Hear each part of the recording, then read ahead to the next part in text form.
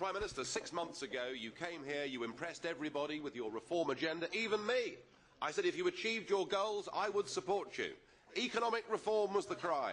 And within a couple of weeks, the Commission had proposed to scrap 68 new laws. I thought, crikey, perhaps Blair's going to do it. Perhaps he really is going to reform and change. But no, under your presidency, there have been 3,350 new legislative acts. Total failure on economic reform. On the CAP, you said you'd work to achieve a consensus for reform. Well, in a way you have, I suppose, because you've got 24 countries against you. No CAP reform until 2014. On the budget, you said there'd be no surrender of the UK rebate.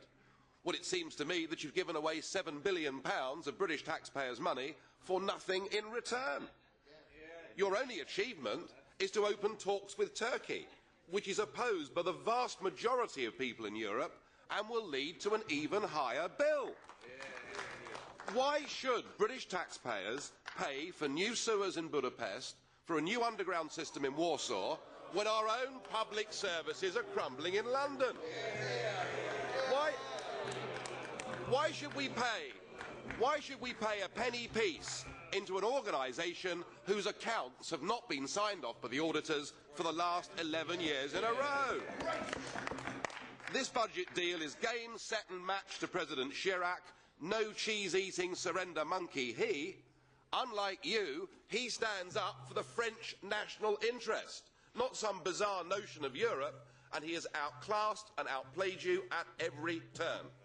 Your only real achievement is that Britain is now isolated, alienated.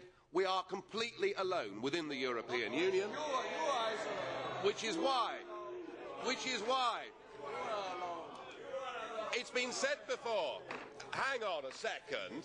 Everybody else gets an extra minute, Mr. President. I'm asking for 10 seconds. Thank you. Which is why, Prime Minister, I urge you. It's often been said that you wanted to be the permanent President of Europe. Please stay on for a further 6 months, 6 more months of the British presidency, and they'll kick us out. Thank you.